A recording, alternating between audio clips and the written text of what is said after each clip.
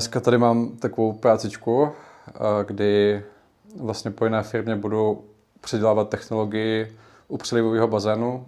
Je to tady udělané tak jako neúplně špatně, něco je po staru, něco je podceněný a hlavně to je teda plastový bazén, za což jako moc nejsem rád tady, když ukážu.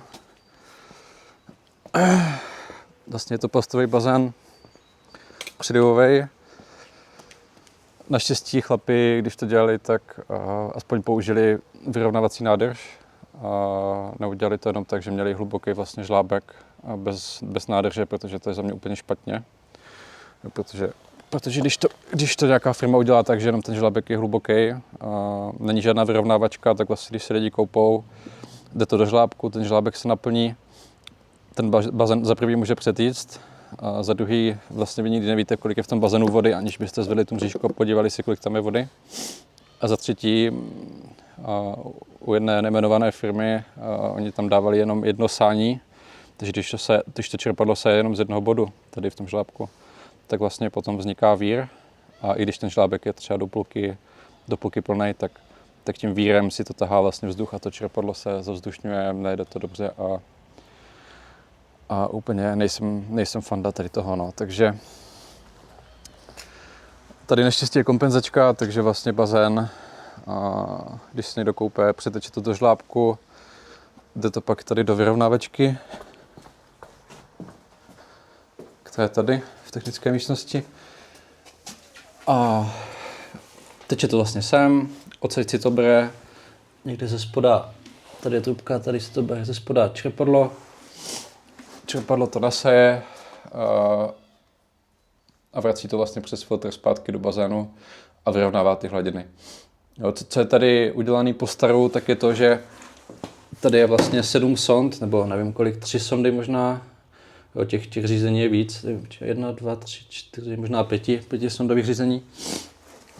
A vlastně podle těchto sond, podle toho, jak tam jsou vysoko, tak některá sonda je na vypnutí čerpadla, aby se nespálilo, když tam bude málo vody, některá sonda je do pouštění zapnuto, další sonda do pouštění vypnuto a pak bude sonda horní, kdy to je vlastně bezpečnostní, že když se to tady moc naplní, tak se automaticky čerpadlo sepne a začne přečerpávat, aby voda nešla tady do případu do odpadu. Ta poslední sonda vlastně slouží k tomu, kdy se tam lidi začnou koupat, hladina se tady zvedne, tak aby voda neotíkala pryč z bazénu zbytečně. Tohle je jako řešení postaru, ne že to je špatně. Takhle to máme i my na našem bazénu doma řešený. Ale co je tady vyloženě za mě špatně, je velikost filtrace. Protože my vlastně tu filtraci budeme nahrazovat tady tohle, která je minimálně jednou tak velká, bych řekl. A proč? No, protože když máte přilivový bazén, tak vím doma z vlastní zkušenosti. Máme 3 kubíkovou nádrž a když tam začnou koupat 4 lidi, začnou v tom bazénu dělat vlny, tak ani ta 3 kubíková nádrž nám nestačí a voda prostě přetýká do odpadu a vy potřebujete co nejsilnější čerpadlo, protože už to není jenom o filtraci, ale je to i o tom, aby to čerpadlo stíhalo do bazénu tu vodu vracet. Pokud to čerpadlo není dost silný, jako prostě tam hodně lidí, tak to čerpadlo prostě nestíhá tu vodu vracet. Voda vám jde do případu, do odpadu a přicházíte o vodu, když máte slanou vodu, ještě o slanou vodu a přicházíte o upravenou vodu, ve které je chemie. Pak se tam napustí čerstvá, musíte znova upravit. Je to pak jako finančně náročný, zbytečně. Jo, takhle to být nemá. U přilivu vždycky má být silnější čerpadlo, ani ne podle velikosti bazénu a podle toho, kolik lidí se tam koupe. A samozřejmě, když máte výkonný čerpadlo, tak tomu musíte dát správný filtr. Tady je filtr, který má napsaný 6 metrů krychlových za hodinu a nevím, na kolik je kilo ani, to je tak na 2 pytle, na 3 pytle a prostě máte 9 čerpadlo, 6 filtr, radši bych tady viděl silnější čerpadlo, ale už jsem to paní nechtěl prodražovat, takže čerpadlo necháme stejný, filtr dáme za větší a bude tady moc být aspoň možnost jako upgradeu do budoucna, že se dá aspoň třeba 12 čerpadlo nebo nějaký čerpadlo, u kterého jdou měnit ozáčky podle toho, kolik lidí vlastně třeba bude koupat v bazénu, tak se tady na tom čerpadle bude nastavit výkon od 0 do 100%. Takže. No a čím to vlastně budeme nahrazovat? Takže tady tohle, nebyl tady žádný dávkovač chemie, nic, paní zelenala voda, nevěděla si s tím rady. A my tady vlastně budeme dávat Asseco, což je vlastně úplně automatický dávkovač, tady s redox sondou a s pH sondou, kdy tady bude připojený chlor a na základě měření redox sondy to bude dávkovat chlor, na základě měření pH to bude dávkovat pH minus a do toho to ještě dávkuje preventivně algicid podle nastavení, podle kubíků vody v bazénu a flokulant zase podle nastavení. A tady ta jednotka má strašnou výhodu v tom, že my když tam dáme to Asseco, tak my nebudeme potřebovat žádný ty sondy, co jsou v té vyrovnávací nádrži, protože my tam dáme jeden tlakoměr, který vlastně připojíme do Asseca. Asseco pak ví hladinu vody v kompenzační nádrži na centimetry a podle toho, kolik tam je vody, tak ovládá filtraci, filtrační čerpadlo a do toho ještě ovládá ten elektroventil a dopouští vodu automaticky. Jo, takže vlastně jedna jednotka má všechny informace, řídí jak kvalitu vody, řídí časově chod čerpadla, tak řídí to dopouštění vody.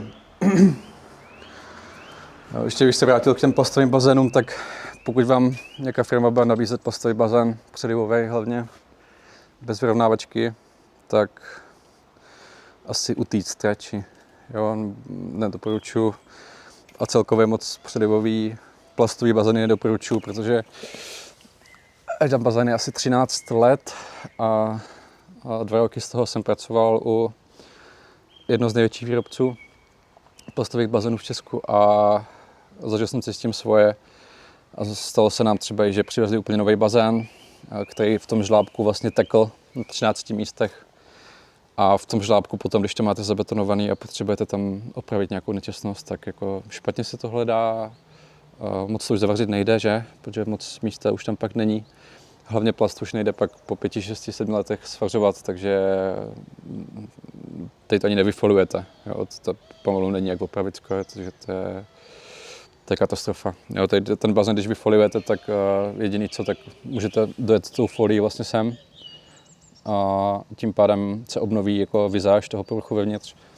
Ale jakmile se stane něco s tím žlábkem, tak to je, jo, tady tohle to vysekávat celý, pak tam dát folii, pak jak tam dát ty mřížky, protože toho už tam nebude, bude tam nějaký podstavec, je to katastrofa. Jo, kdybych dělal rekonstrukci přelivu, tak celý bazén ven a znova. Prostě, a to jsme zažili minulý rok u skimojového plastu, to jsme dělali po 7 letech u pana.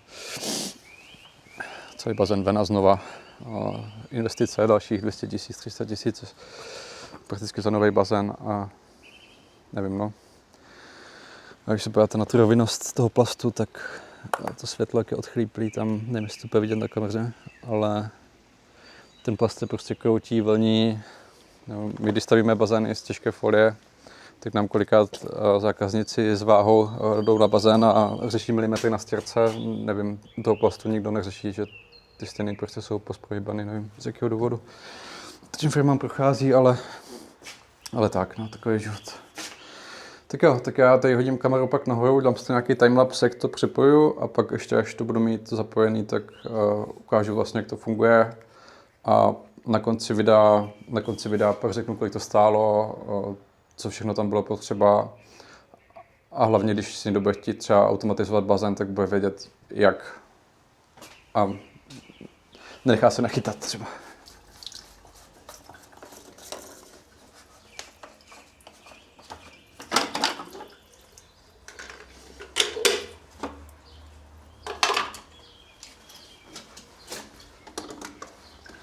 Jo, ještě tady jedna věc, oni u přelivu vlastně dali zpětnou klapku na nasání, ale nedali zpětnou klapku na výtlak do trysek, což je za mě jako špatně, protože tady tahle klapka, když je nasání, tak může nasát nějaké nečistoty z té kompenzačky úcpese.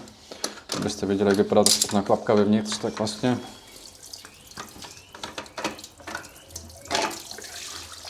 jo, je to takový kužel s pružinou, jde to rozdělat. Jde to takhle rozdělat, takže tam je pružina, kužel. A vlastně to drží to, aby ta voda šla tam ale nešla zpátky, jenom že když ten kužel se zasekne, tak to nepomůže. No a u předěvu pak dojde k tomu, že ty trysky jsou níž, jo, tady to prostě do trysek, ty trysky jsou níž a tím pádem nevadí vůbec, že jsme tady vejš s tou filtrací. Stane se to, že když tady ta klapka nefunguje, tak z těch trysek vlastně, co jsou třeba půl metra v bazénu nebo u dna, nevím kam je dali, neviděl jsem, tak to chytne švung a z těch trysek to jde zpátky do filtrace a do kompenzačky a tím pádem voda z bazénu se vypouští do kompenzačky. A když třeba vypadne elektrika a nefungují ty sondy, to hlídání pomocí těch sond, tím, že vypadnou ta elektrika, tak se vyrovnají hladiny a bazén se vlastně vypustí. Jo, což se tady vlastně taky paní stalo a skrz to řeší. Jo, takže tady ta zpětná klapka na sání, jako ne, že by to bylo špatně, ona jako by tam měla být nebo může být, ale hlavní je, aby ta zpětná klapka byla tady, za filtrem, protože když je to za filtrem, tak se nemá jak ucpat. Jo? Tady jde už voda přečištěná přes písek, žádný hrubý nečistoty tam být nemůžou, takže u přelivu vždycky má být zpětná klapka až na konci.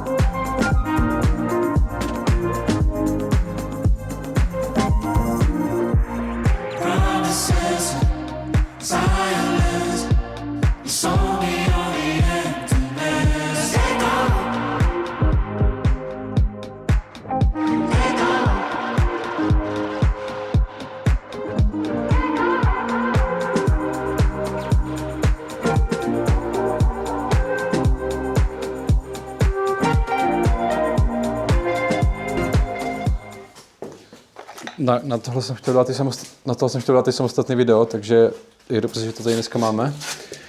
A já vlastně tady dřív bylo zapojený čerpadlo, jenomže filtrace je teďka větší a navazil jsem sem. Takže já vlastně musím udělat to, že to tečko dám tady a půjdu do čerpadla tudy. No ale tím, abych jako nezničil, vlastně musel bych mít novou přírubu, abych to nezničil a to čerpadlo vlastně přilepil jen pomocí toho jednoho tečka. Tak udělám to, že vyvařím vlastně tu trubku, co je nalepená tady a co je nalepená tady a pak tam budu moct vlepit to tečko jinak, než tam teďka je. Takže vlastně jak rozlepit, když se vám něco nepovede nebo když potřebujete něco předělat, jak rozlepit bazénový spoj, tak je to, že to říznete vždycky u toho spoje. Takže tady a tady. Takže tady to říznu, tady to říznu. A pak to vyvařím horkovzduškou, k čemuž bude potřeba horkovzduška, má klasická horkovzduška, rukavice, protože to bude pálit, a plochý šroubovák a kleště, ideálně takovýhle špičatý, abyste pak tu trubku jako oddělíte, mohli chytit a točit. Jo, a ještě jedna věc, když vyvařujete takhle něco z něčeho a nechcete, aby to teplo mohlo narušit tady ty spoje, tak pak stačí vlastně vzít jenom nějakou hadu, kousek hady, namočit tu do vody a strčit tu dovnitř za tu trubku, co vyvařujete, aby vlastně to nepoškodilo to, co je vzadu. Jo, takže já jdu to uříznout, namočím si hadu a ukážem si to.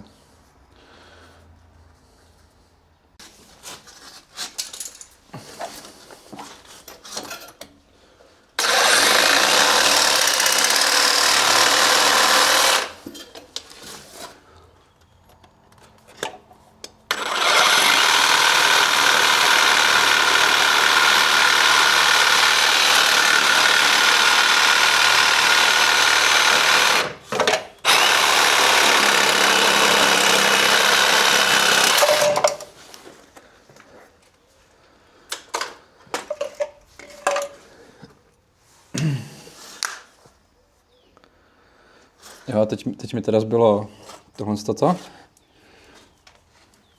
Ježiš, to je dotažený.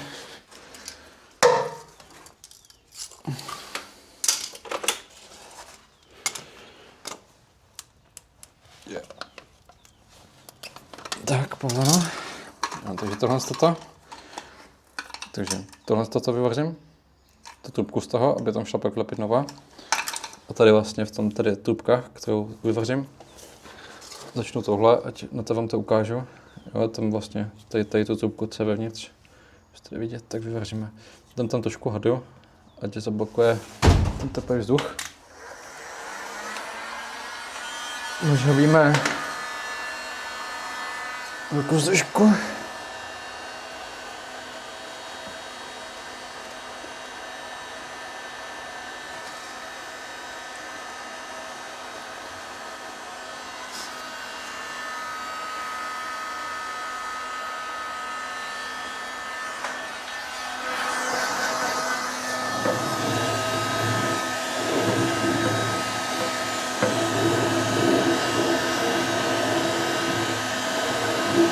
Nechcete to úplně pálit, chcete to dělat jen tak lehce, aby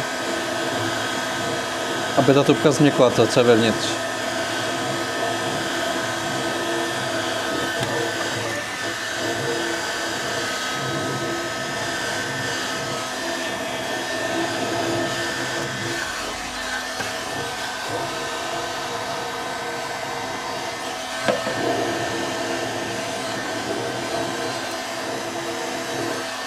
Snížím rychlost, abych to prohřál.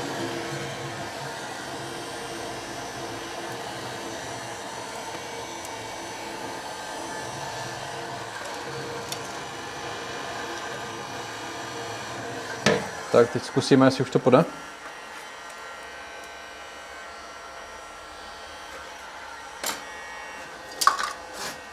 Takže šroubovák, zkusíme. Možná ještě málo možná.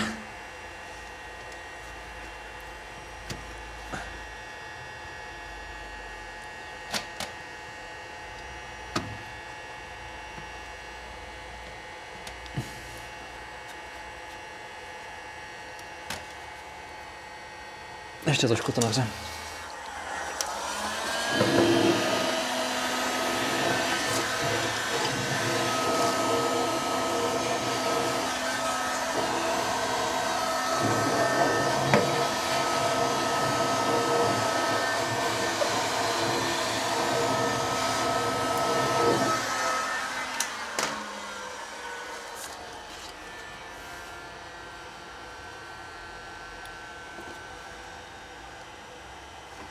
Jo, a teď jsem to vlastně oddělil, tu trubku. A teď chytnu kleštěma a vlastně teď tím točivým pohybem vytáhnu.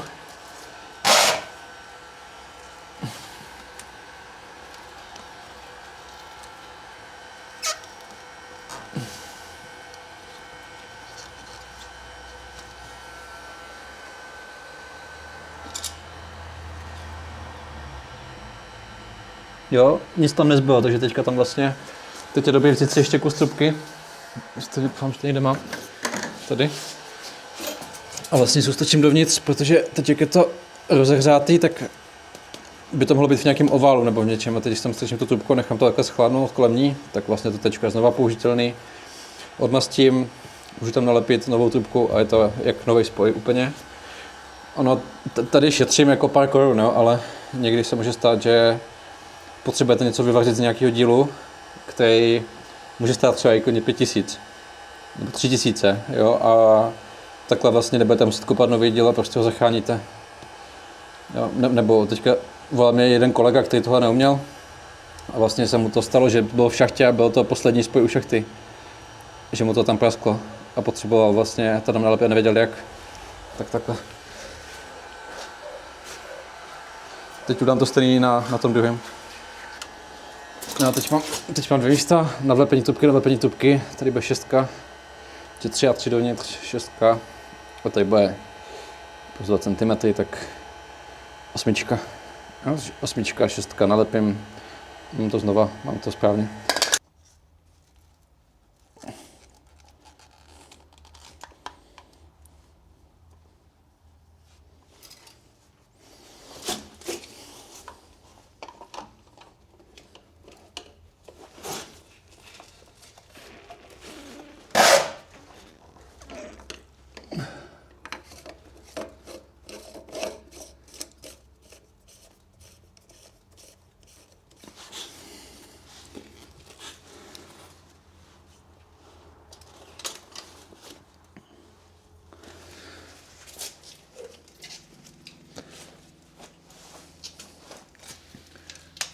nemám to zapojený přesně tak, jak jsem teďka potřeboval.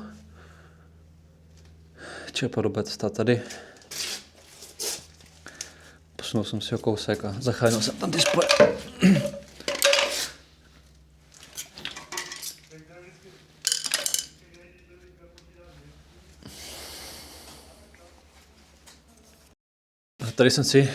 Tady jsem si tím nahříváním taky pomohl, tím, že to chlapi mají z té zdi vyvedený, tak jak to mají, že to není prostě rovná trubka rovně. Tak je tam prostě úhel a tady tu trubku, protože šla nahoru samozřejmě, jo, to tečko nahoru, tak ta trubka šla nahoru, tak jsem ji nahřál. A teď jsem tam to čerpadlo vlastně nasunul, jenom ještě nelepil. Trubku jsem nahřál, ona teďka vlastně díky tomu chytne, víte, jak to jde kouř. Ona díky tomu chytne ten správný úhel, nechám to schladit, pak to čerpadlo vydělám, nalepím to tam a vlastně pak tady nebude pnutí žádný. Jo, tím, že ta trubka chytne ten oblouček, jaký má mít, tak pak tady nebude žádný pnutí a tím pádem, když to čerpadlo tady budete šroubovat, tak není potřeba nějaké síly na to, abyste to dotáhli. Tak, máme to zapojený, to nejdůležitější, tady jsem ještě udělal takovou chytávku. A tady jsem to trošku zvedlo proti tomu, jak to bylo předtím, protože jsem semka nedával klapku, aby se nezanášela, takže teďka, když tady naliju vodu, tak se to vlastně tady celý zaplní a tady nám ta voda nespadne do té vyrovnávačky, takže to bude jednodušeji zavodnit. Jo, takže to jsem tady udělal na zavodnění, i tady je víc místa potom na kanistry. Z čerpadla to jde nahoru, tady bude odběr měřené vody na sondy. Jo, to vlastně pak bude tady na aseko, tady dolů, na sondy nahoru. Tady je pak průtokoměr, takže vlastně když tam poteče voda tlakem, tak to zvedne tady tu střelku, zachytí to signál a aseko ví, že tam je průtok vody, takže může dávkovat chemii. Takže tady půjde odběr měřené vody. Tady potom půjde dávkování vločkovače, flokulantu. Správně by to mělo být ještě na koagulační mixer, ale nedával jsem ho tam, protože zase on stojí asi 6 000, myslím. A už jsem to paní nechtěl úplně prodražovat, protože už tak to vyšlo na dost peněz, to si řeknu na konci. A dal jsem tady zpětnou klapku, aby nepadala voda z čerpadla, to je první zpětná klapka. Dal jsem ji semka schválně, protože ona bude nahrazovat ten koagulační mixer, tady to nadávkuje vločkovač. A pak to vlastně půjde přes tu pružinu, přes tu zpětnou klapku. Takže se ta voda aspoň trošku promíchá. Půjde to do filtru, přes písek. A jo, do filtru, takhle do filtru. Přes písek. A pak zpátky tudy, takhle do trysek. Tady už půjde vlastně čistá voda. Čistá voda a tady máme 4 nástřiky. A tady jsou 4 vlastně pumpičky, takže tady to bude dávkovat chlor, tady to bude dávkovat pH, tady to bude dávkovat algicid, tady bude teploměr. A tady vlastně to pořadí té chemie je jedno, jak se tam dám to v pořadí těch pumpiček, jak jsou. No a tady, jak jsem říkal, tady je zpětná klapka, která vždycky u přelivu by měla být na konci. Jo, takže takhle je to správně. Takhle, když máte zpětnou klapku, tak se vám na tom přelivu nikdy nemůže vyrovnat hladina, nebo neměla by fakt jenom, když se to mechanicky zasekne, ale nedostane se tam takhle žádná nečistota, nemá se to teda jak ucpat. A nám doma se nám stalo, že se nám zasekla, alebo to je jednou za 10 let. Jo. Což oproti tomu, když je to tady před čerpadlem na sání, tak tady se vám to zasekne klidně 5krát za sezonu. Je to úplně něco jiného. A tady teda půjde měřená voda na sondy. Sem. Voda projde přes sondy, změří se a potom vlastně jde do aseka, myslím, nebo tenhle voda to ani nemá, ne, ten nemá chlazení vodou, to má jenom sonizační jednotka, takže tady to půjde na sondy a pak ze sond to pak svedu normálně hadičkou zpátky do vyrovnávačky tu měřenou vodu, abych nemusel dávat už zase nic na potrubí další fitinku. Teď tam jdem dávat písek do filtru. A já udělám takhle.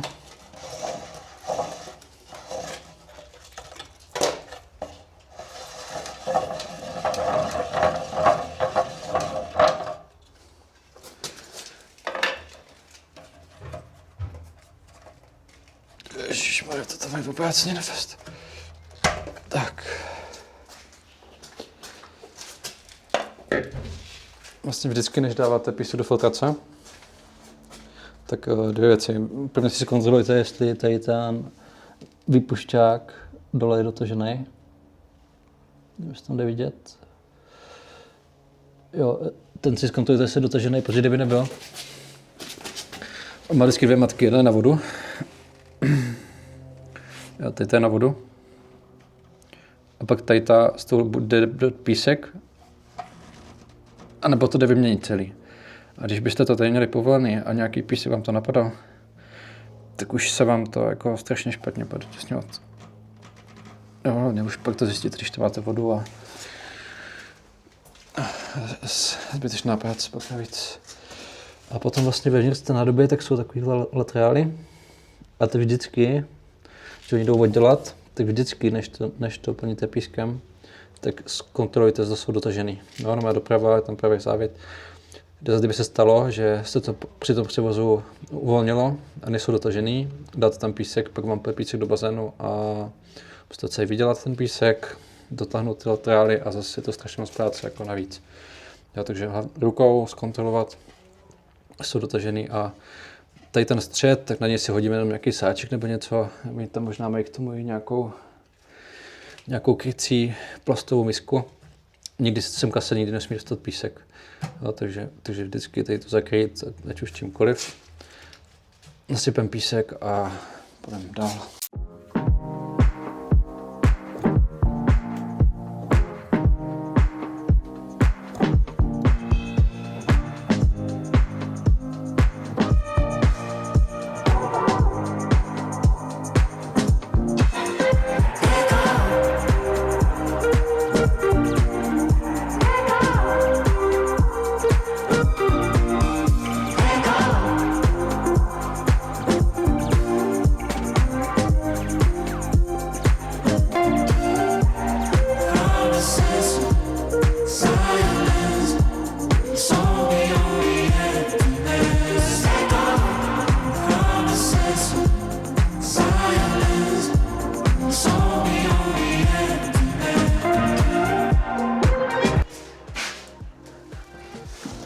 Tak a pumpičky.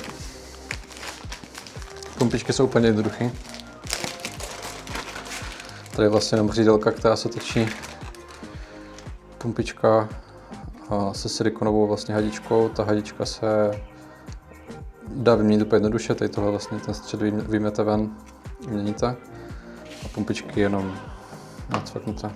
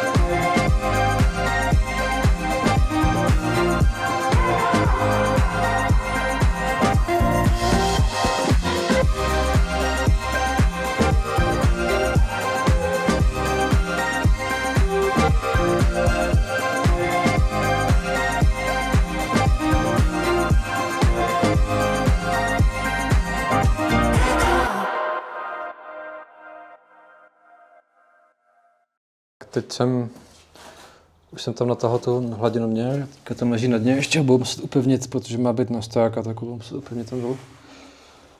A hladinoměr jsem vyvedl pod oseko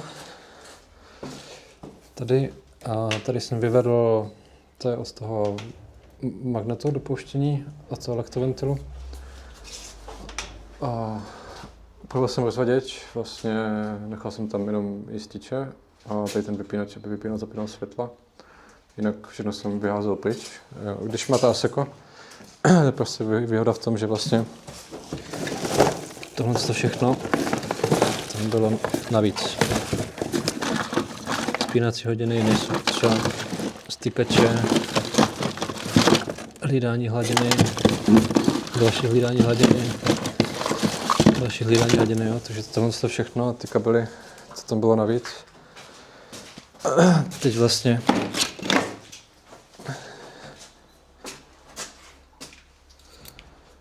to 2,5 kaimbus, jo.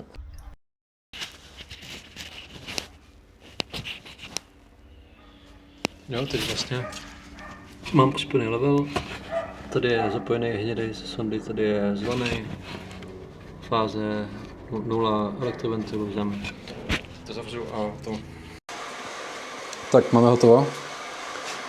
Já jsem akorát ještě musel zapojit protiproud. Paní říkala, že nefunguje, ale funguje, jenom nejde tlačítko bazénu klasicky. Tady jsem udělal vlastně na dopouštění vody do motoru na zavodnění a použil jsem na to tady tu odbočku na tu vodu, která tady vlastně byla nějak zbytečně, takže teď aspoň ta odbočka bude na dopouštění vody do motoru. Jinak je takhle hotový. Ukazuje nám hladinu, ukazuje nám pH redox. Jediný, co tak mě blbne, pumpička na flokulant. Když pustím flokulant, tak jede úplně, nevím, jestli to je chyba, ale myslím si, že jo, ono občas ta pumpička je tam třeba vohla, potřeba to otevřít a jenom narovnat a bude to dobrý. Ale teď už na to nemám čas, musím jít jinam. Takže takhle to je hotový, tady v ASECu vlastně, teď si člověk může nastavit časovač, 2 časy, nebo non-stop. Non-stop. Tady si můžete nastavit redox, info o redoxu, pHčko, info o pHčku. Vlastně na všechno, na co se klikne, tak je tam informace, kolik má být nastaveno max. V nastavení datum má čas, objem bazénu. A timer filtrace jsme si ukazovali, automatický praní filtru tady není, to by muselo být bez goventil. Řízení topení taky není ohřev, takže není, ale tam několik režimů vlastně topení se dá nastavit. Hladinoměr, ten jsem nějak nastavil, ale ještě to přenastavím a příště, až tady budu. Nastavil jsem ten tak nějak od oka. Variable čerpalo není. Jo, takže tak bazén jede. Myslím, že to vypadá líp než předtím. V tom rozhoděči jsem vodil, co tam není potřeba, takže tam je teďka jenom jeden řádek místo 3. Jo, teď si to jsem mal zapal dopouštění, protože je hladina méně 30 centiáků, teď dopouštíme. A měl by to za chvilku vypnout tady čerpadlo, myslím. Že jsme moc nízko. Snad můžeme počkat.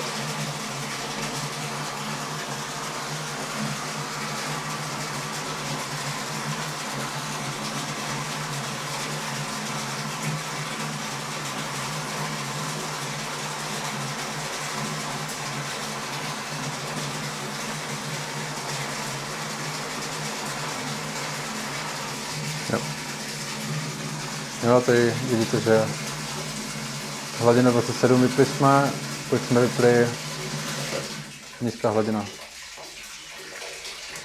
Jo, teď vlastně to bude pouštět, až tam bude 60 cm nebo 30 nebo kolik tam je nastavený, tak se to zase pustí. Jo, je to nastavený, myslím, že na 45 nebo na 80 se to zapne.